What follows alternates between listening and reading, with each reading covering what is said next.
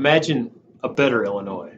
Imagine an Illinois with ethical politicians. Imagine an Illinois with a balanced budget. Imagine an Illinois with well-funded pensions. Imagine an Illinois with jobs in every community. Imagine an Illinois where kids across the state get the education that they deserve.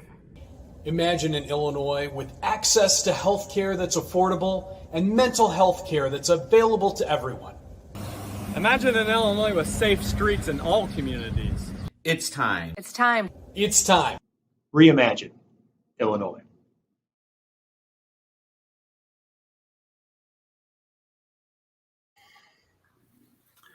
Good evening. I'm State Representative Charlie Meier from the 108th District. I represent portions of Madison, St. Clair, Clinton, and Washington counties. Welcome to tonight's live virtual town hall. Tonight I am joined by my colleagues, State Representative Amy Elik and David Freese. We're here to discuss the House Republican Caucus new platform called ReImagine Illinois, as well as answer any questions you have concerning the state of Illinois. ReImagine Illinois consists of our four components, each of which includes a list of legislation filed to reflect the following initiatives: ending the culture of corruption, responsible fiscal leadership, growing jobs and opportunities for our families, ensuring public safety. Imagine an Illinois where every community has good paying jobs and access to healthcare and educational opportunities that work for all our students. Growing jobs and opportunities for families is one of our four components I will discuss today. Imagine if Illinois encouraged investment across our state by recognizing and using all of our state's strengths. We could then create jobs across Illinois. Our available infrastructure combined with sound economic policies can once again make Illinois the leader in job creation. The foundation of a strong economy starts with its workforce. By supporting apprentice education programs, imagine if Illinois was a leader in making sure our workforce has the skills needed to compete in every changing economy. Job creators need a chance to grow and the freedom to be flexible. Imagine if Illinois eliminated excessive regulation and eliminated mandates. Illinois has a lot of assets in terms of creating jobs across the state. We need to eliminate our countless regulations, red tape, and allow job creators a chance to grow and the freedom to be flexible. If we enact common sense economic policies introduced by House Republican Caucus, Illinois can and will be the leader in job creation and job retention.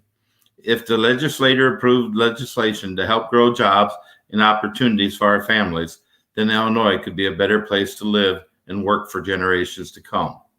I would like now to introduce State Representative Amy Elik. Good evening, everyone. I'm State Representative Amy Elik of the 111th District. I represent portions of Madison and Jersey counties. Welcome to tonight's virtual town hall streaming live on Facebook and YouTube. Let's see how this goes. As a CPA and Chief Financial Officer, I understand the importance of responsible fiscal leadership, something the state has been lacking for many years. Imagine an Illinois where leaders take their fiscal responsibilities seriously, watching every penny instead of raising taxes, increasing spending, and piling up debt year after year. Imagine if Illinois actually adopted responsible fiscal leadership. Responsible fiscal leadership that requires all budgets to be balanced. Years of unbalanced budgets and wasted spending have left Illinois with the worst budget in the nation. Imagine if Illinois mandated transparency in budgeting. We can put a stop to reckless spending by providing the public with at least a 3-day notice before the legislature approves the state budget. Currently, budgets are adopted in just a few hours. All spending bills should have a process in place to allow the public more time to review and provide input, as the current process is broken. Imagine an Illinois that saves our pension systems by actually paying down the pension debt created by decades of underfunding. The pension crisis continues to grow, crowding out essential services and hurting state finances. If state government can truly adopt responsible fiscal leadership, Illinois can begin to climb its way out of debt and stop asking the taxpayers to do more with less. I'd like to introduce State Representative David Freese. Good evening. I'm State Representative David Freese of the 116th District. I represent all of Monroe and Randolph counties and portions of St. Clair and Perry counties. Imagine an Illinois where corruption isn't making headlines and lawmakers are held accountable. Imagine an Illinois with clean, honest, transparent state government. These goals can be accomplished by focusing on eliminating conflicts of interest and strengthening economic disclosure statements. By allowing transparency of our citizens, they can help keep lawmakers accountable. Allowing lawmakers to double as government consultants and lobbyists has created dysfunction in Springfield. With ReImagine Illinois, we aim to institute an outright ban on lobbying for General Assembly members, further preventing conflicts of interest and cleaning up government. We just saw decades of one-man rule finally come to an end in Springfield, where one man previously held the power to decide what bills would be called for a vote. Imagine an Illinois that allowed all legislators to receive an up or down vote on their bills. We want lawmakers to have the ability to truly work for the benefit of their districts. Lastly, we wanted to empower citizens to have more active role in their government. To do so, we aim to present a means for citizens to introduce amendments to the Constitution, thus giving them the power to take back control of state government. Illinois is a state brimming with opportunity if only we dare to reach for it. We must empower the people to have a role in their government. We can do this if we reimagine Illinois. Real quick, I'd also like to remind our viewers on Facebook that if you have any questions, please feel free to ask by putting them in the comment section. Amy, time for you to close. The final component of our comprehensive platform to reimagine Illinois is to improve public safety in our state. Imagine an Illinois where all neighborhoods are free of senseless violence and our streets are safe places for our kids to grow up. In Chicago and across the river in St. Louis, crime is out of control. It is hurting families and economic growth. We can ensure public safety in our state by creating a back the badge program to recruit and keep the best officers we can on the streets, eliminate the void for law-abiding gun owners, and study bail reform. The recent changes signed into law, unfortunately, will put criminals on the streets much faster, even without cash bail. Public safety is a key component of our plan to reimagine Illinois. As Representatives Meier, Freese, and I discussed, we want to reimagine Illinois to make our state a better place to live and work for all families and for future generations that follow. So just to review, our House Republican Caucus priorities for the 102nd General Assembly asks Illinoisans to reimagine their state government if certain public policy goals are met. So imagine an Illinois where corruption isn't making headlines and lawmakers are held accountable. Imagine an Illinois with a clean, honest, transparent state government. Imagine an Illinois where leaders take their fiscal responsibility seriously, watching every penny instead of raising taxes, increasing spending, and piling up debt year after year. Imagine an Illinois where every community has good paying jobs and access to health care and educational opportunities that work for all students. Imagine an Illinois where every community where all neighborhoods are free of senseless violence and our streets are safe places for our kids to grow up. So that's, we're here to talk about Reimagine Illinois tonight and also take questions on other issues. So I think it's probably time to take questions from viewers, or if you put them in the chat, we'll get those questions one way or another. Randy, I see we have a question from you about the FOID card requirement. For several years, Republicans have been running bills trying to get them heard in committee to do away with the FOID card. We believe it's our constitutional right to have guns. We should not have to have a FOID card. Also, there are some state lawsuits going on. our bills have not been allowed to be heard in committee. We've been in committee very long hours the last 2 weeks. There's 4,000 bills out there that are moving through. Some of our committees run 5 hours, but I was in a committee that only had one Republican bill run while 30-some Democrat bills run. So we're not having much luck at getting a FOID reversal ran through committee. We are hoping that our court cases that the State Rifle Association filed will move forward on it. We know that there is probably a 7 to 9 month backup yet on FOID cards. We get many calls to our offices on this. We try to see what's going on. I think all of us are getting tired of hearing the excuse that the printer broke and they can't print anymore and they won't get a new printer for another month. That gets really old and has been used many times to us, and it's time to straighten this out. They charge all the fees for it. They should use that money instead of the governor raiding the funds. They should have bought more printers and hired more workers to help get this done, and it really should be repealed.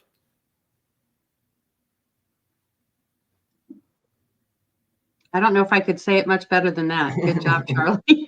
We're much better with pretty much summed it up. Very good. Larry Harrison is asking, why do I have to pay $118 for a sticker on the plate of my trailer that might get on the highway maybe 2 times a year? And Larry, I agree with you 100%. And I suspect that David and Charlie do too. And this is a complaint that we hear all the time. Completely agree with you. That fee went from $18 to $118. There are multiple bills that are, trying to reduce that fee back down. I'm not aware that any have gotten heard in committee. Maybe David and Charlie, do you know the answer to that? I'm not on the committee that it would come through, so. Yeah, I haven't heard of anything either. In addition, obviously, we're trying to get bills through for smaller trailers, get it back to 118 bucks a year. There's also another bill that I believe has been proposed to have a lifetime sticker on those smaller trailers, such as boats. I know those individuals that are boaters, they're really frustrated. The trailer gets used twice a year, once when the boat goes in the water and then second when it gets out of the water. And it's really sort of kind of frustrating for you guys. I know my father-in-law's got a couple trailers and he approached me about it. So he's got my ear as well, and we're going to do what we can.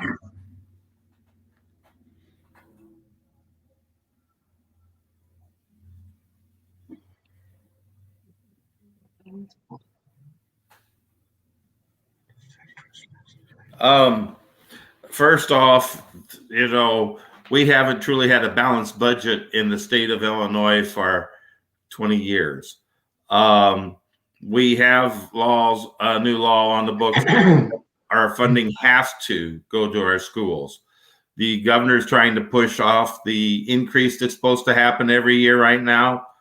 A well-educated workforce, a student that can go out and compete in college and compete for the job force is what we all want. So we have to hold this governor to the line, make sure our schools get the funding that's required. There is quite a bit of money in the federal stimulus package that's supposed to come to the schools. We'll have to make sure it gets there.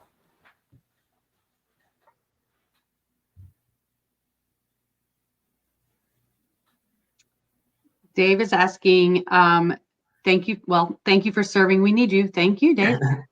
He likes our vision of the program. What are the specifics? So with ReImagine Illinois, so we laid out tonight kind of the 4 broad goals.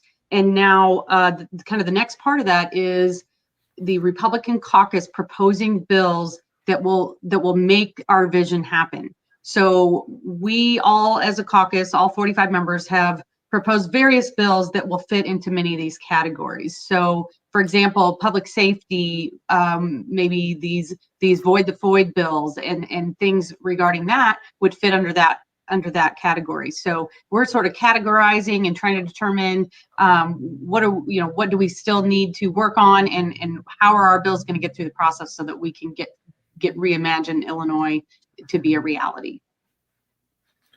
There are many bills out there to try to encourage business in Illinois, help train the workers, be more business friendly, because this state has continually basically tried to run our state businesses out. That's why we're losing population, high taxes, and we don't have people wanting to move their business in and hire our students. And we need to have our students going to college in Illinois because we find it's much more likely if we do, they will stay in Illinois and get a job. So there's many tiers to this bill, but it's got a lot of moral dignity to it. We back the badge, we back our police in our principles here. So you just have to help us work on this. Keep contacting your legislators. Contact all 118 of them. Let them know what you feel. We're out there for you. We appreciate being in contact. On some days, we may get 8,000 emails on a very crazy day in Springfield. But we appreciate them coming in and letting us know what you want to say and what you want us to do. Yeah, just a quick follow up on what Charlie mentioned. They estimate 80,000 people left our state last year. And everybody asked me why I got in this. And I'll tell you, I was born and raised here in Illinois. I have 2 children. I want them to stay here. Unfortunately, because of the high taxes and the hostile business environment that we have, there's a high probability that they're going to go someplace else after they get out of college. And we've really got to turn that around. And we've got, like Charlie mentioned, we've got bills out there to try and attempt that. We just need some help.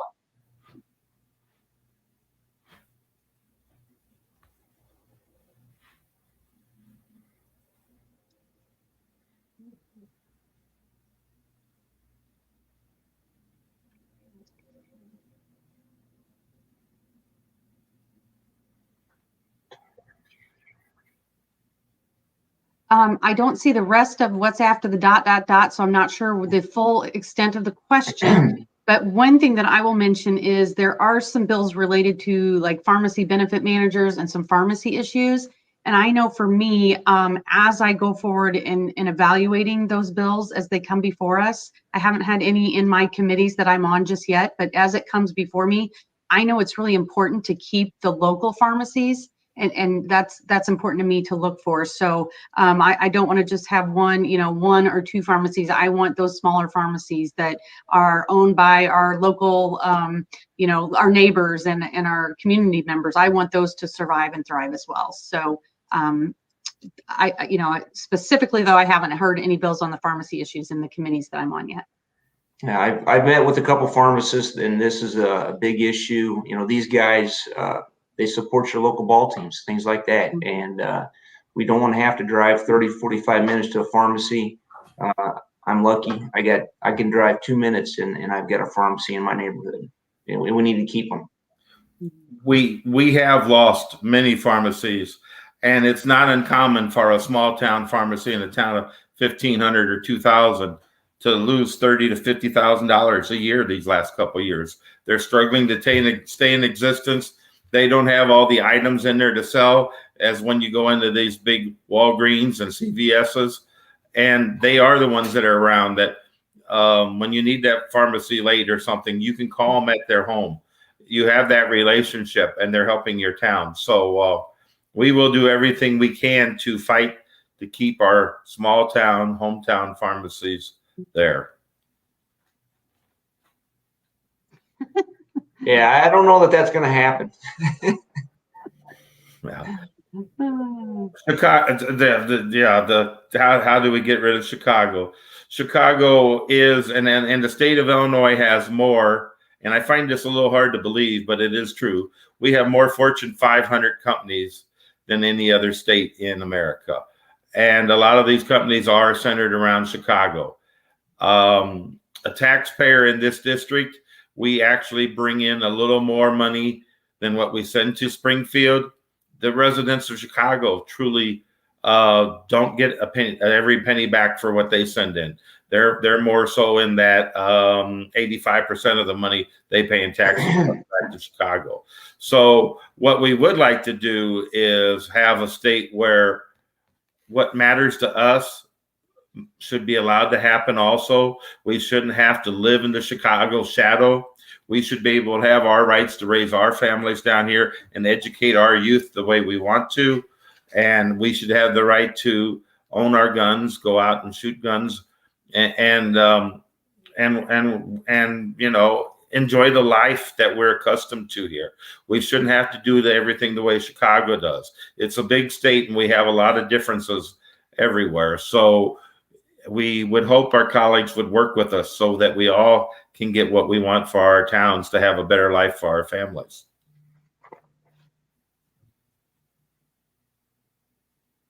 Yeah, the pension problem, I know that is a huge issue. I think it's underfunded. I think I heard $150 billion. As far as that, if you're a state employee and you got hired in with a certain benefit, that's what you get. You know, we really need to change that. One of the things that I would personally like to see is I'd like to see us transition to a 401k type of pension program. And the reason being is, unfortunately, us as state legislatures, our predecessors, have not been good stewards of our tax dollars. And I think that would help change that system. And I think that's one of the things that we need to do, get it away from, get the state out of the pension business, is what I like to say. And I think it's really important to point out that we would never want someone who is working now and retired now to have benefits taken away from them, because that's not right. They've worked and they've, you know, retired based on the plans that were ahead of them, you know, during their career, and it's not fair to take benefits away from anyone currently in the system. So, you know, when we talk about reforming pensions, I just want to be clear that that's for, you know, people that haven't been hired yet and future, you know, future participants, and what's the best method. I think there's a lot of research that still needs to be compiled and done. And we do have some organizations that are, you know, nonpartisan organizations that we have access to through the state that we can get to do some research. So I think that's something that we need to look at too and determine if changes were made, how would that affect us? And of course, most importantly, how would it affect people that work for the state or teachers or university employees? So. Let's see. Natalie, I haven't heard that that anything has been filed, you know, related to that bill, but I'm sure that there are associations taking a look at various aspects of that bill to determine that. I know they have legal teams that specialize in that kind of thing. So I have not heard of anything specifically that there's any challenges to that. David and Charlie, have you heard anything about challenges to that? I have not. Yeah, I've not heard of a challenge in the courts to it, but the Republican caucus truly supports our police and will do whatever it takes. These are the people that are there to protect us. You know, shortly after that, the snowstorm hit, and I made sure I helped my police. I got the call at 4:20 in the morning to go pull the county deputy out of the snowbank. So I thought afterwards, why didn't I take a picture of my tractor hooked up to the police car showing that we support our police? But we do support our police. They risk their life every day for us. They put on their bulletproof vest. They go out there to protect us. They don't know, and their families don't know what's going to happen to them. And when the bill was introduced to make matters worse, that a policeman would not be left in school, thank God the public made a huge uproar, and that bill has been at least pulled. It's not put away, but a brick's been put on it, at least for now. Can you imagine that, where a policeman's not allowed to walk into a school? I mean, it seems like they want to make sure that the students are scared of a policeman being there to meet the students, to welcome them into that school that day, let them know that they're safe. Build that relationship would help so much. So we have to be fighting, and the public helped us fighting by causing such an uproar. And so we encourage you all to keep up the good work on doing that, so we can stop other crazy bills before they happen. Yeah, I've talked to a lot of sheriff's deputies on the school resource officers, and they are one of the first contacts. If any student is having any kind of personal problems or issues, they know the kids. They always reach out to them. They're there. They help us tremendously. And already we're seeing the terrible effects of this. We all can tell you of different sheriffs that have announced their retirements, police chiefs. They've announced it. They're leaving. One of them's already moved down to Mississippi. It didn't take him long after the vote. Sold the house, moved down to Mississippi. So we're seeing the effects of it. Why would a new young policeman want to come and be a policeman in Illinois when there's such disrespect shown to them? So we have to fight for them. We believe that we are on the right side of this, and we encourage your support, and let all of our colleagues know how you feel on it.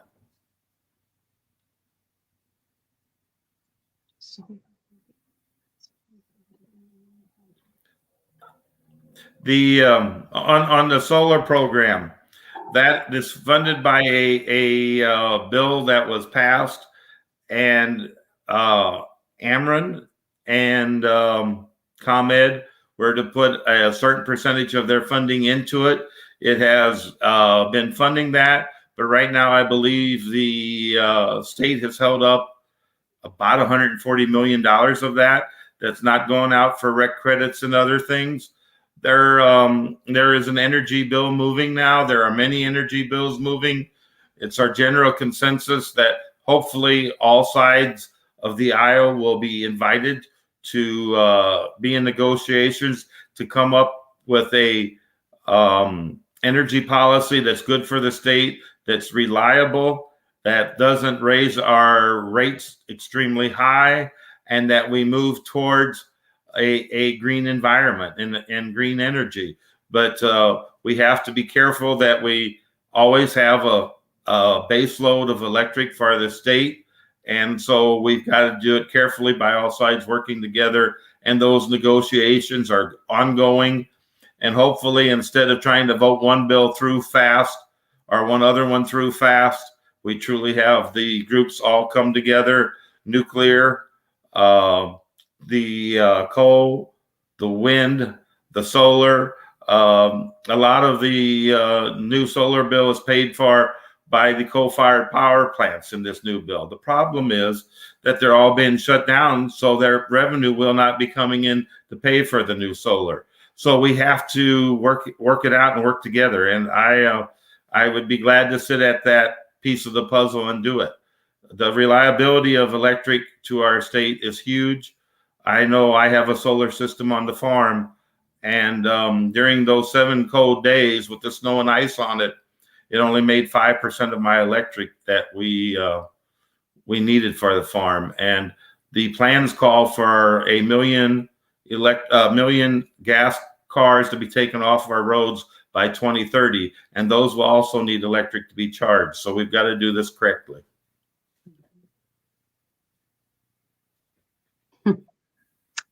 Trisha's asking about the approving the concealed carry. We're not laughing because we think it's funny. We're laughing because it's just such a frustration. Yes, it's just a terrible situation. And you're many months are going by for people to get approved for their concealed carry.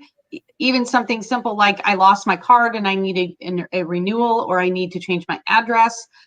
These things are all taking,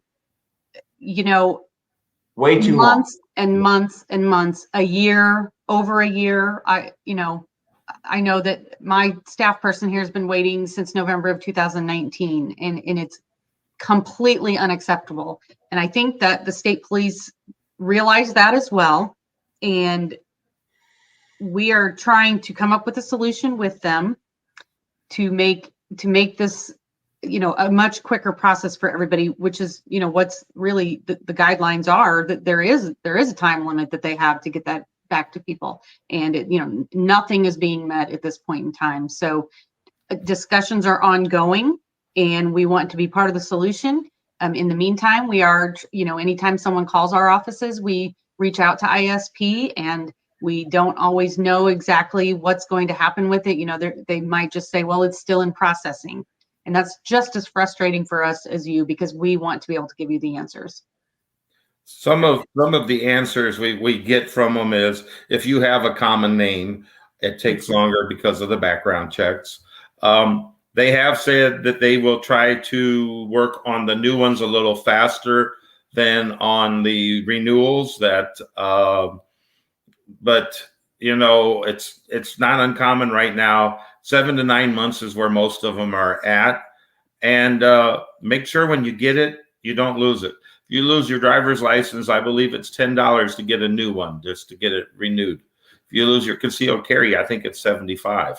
That doesn't seem right either. I had a bill saying that it should be $10 also. They've already done your background check and everything. Why should that exorbitant price be just because you lost your conceal and carry? We do constantly stay on them for this. Mm-hmm.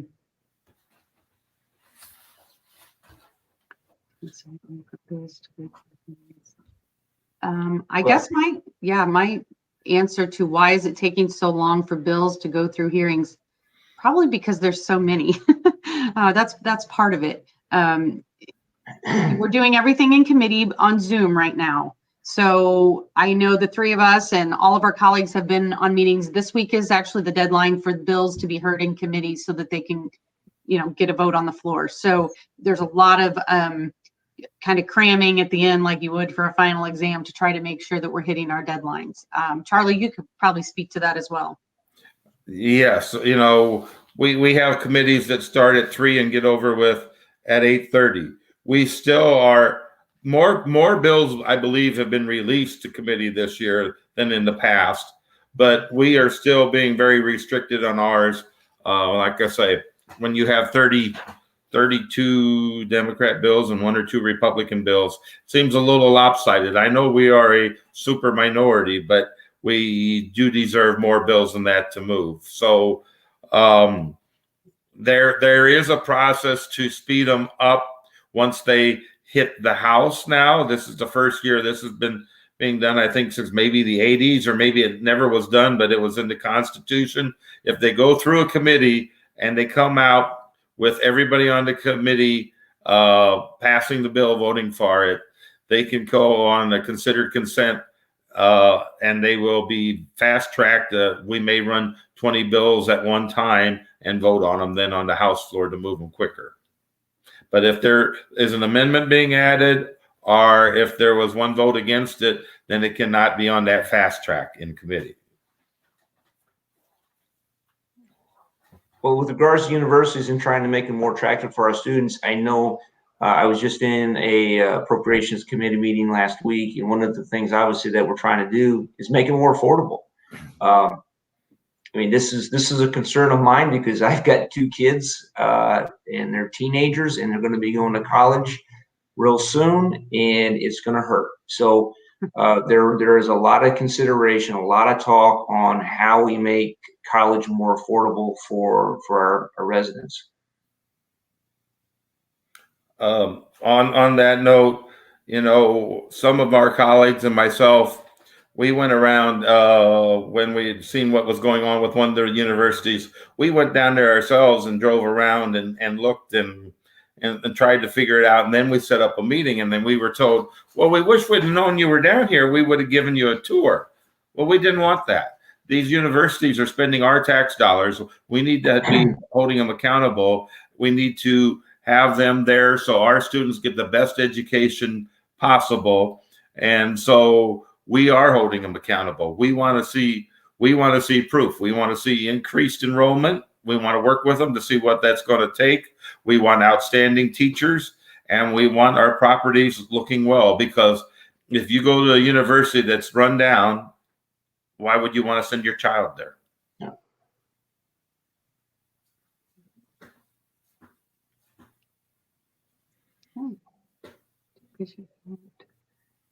Thank you. That's a nice compliment. Thank you. Keep calling us. Keep calling our offices. That is literally what we are here for, is to help people navigate state government. So we are happy to do our best on any issue really. And if it's not an issue that directly relates to this office or to the state, we will help you find who to talk to.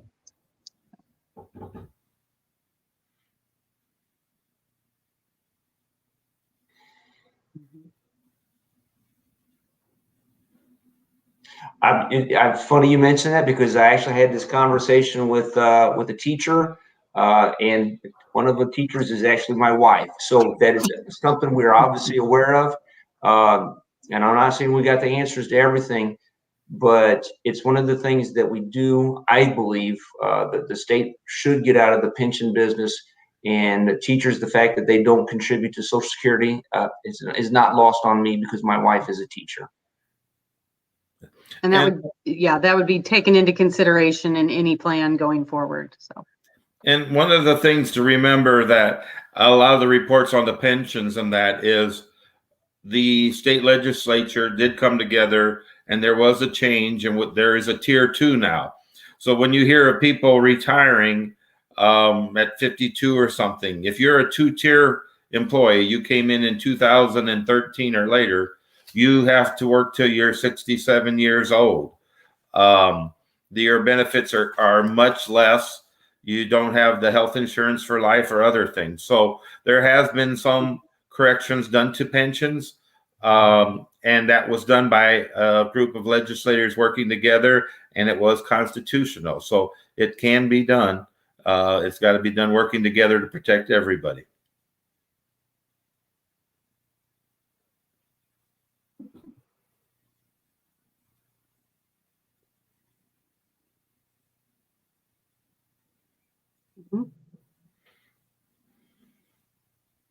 I think, Ken, it would take legislative action and someone actually, working really diligently to make sure that all the issues that we've talked about with pensions are considered.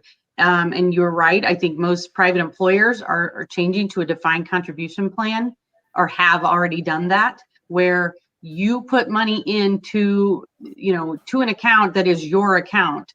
And if you move jobs, you can roll it over into an IRA or something like that. So, or I guess you could take it out. Of course, there's tax consequences too, but it would really just take some, a pretty, very finely detailed legislative action to move to that. So it's definitely worth studying and looking at. I think, we all want to try to figure out the best option.